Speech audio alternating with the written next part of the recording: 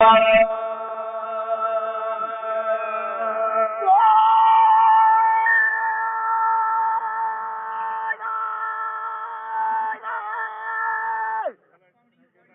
दादा खराब जो सही रोजे धनी राजी वो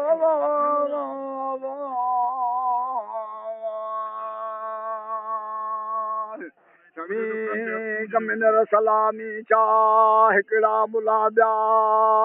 कादिया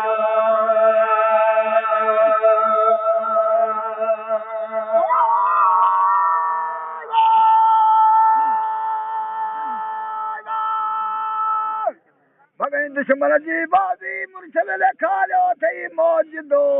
वो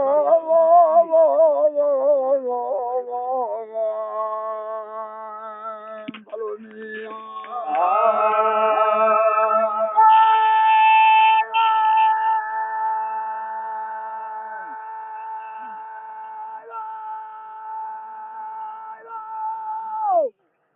मारो दादा घड़ा मुदरात जायो जानी वो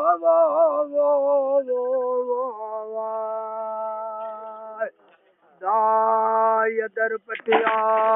बाहर निकती बानी यो मुरसल मुखे दिया मां साढ़ा सुभवानी ला इलाहा इल्लल्लाह मुहम्मद रसूल अल्लाह तस नबूवत जी निशान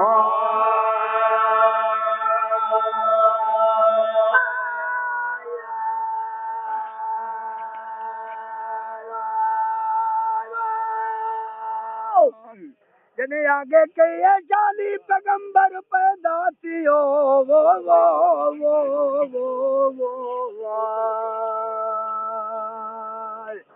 अल्लाह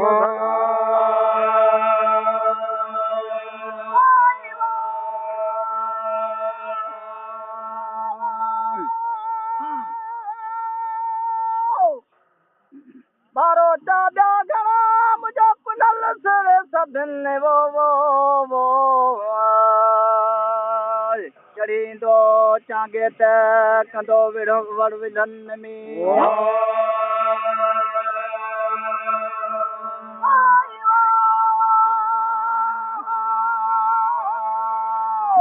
अलान सुहल हाथी धरी दो हथड़ा वो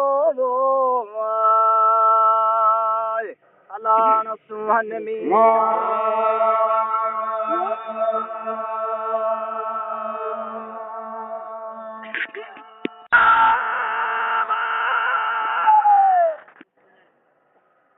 हमर जनीन साणो आए हाथ माती तन जो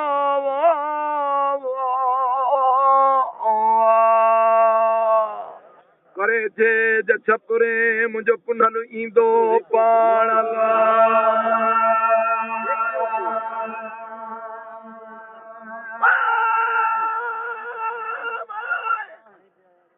इंदी रूअर हाण गला दे मजलती बुझे ओ तिंदी रूअर हाण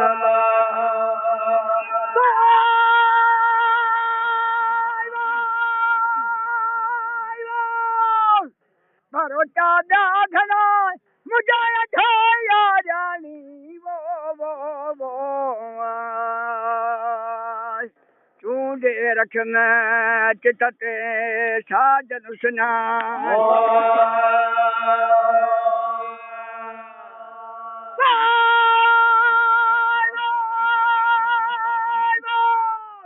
हे जाविंद्र कानी तद मातन बसते वो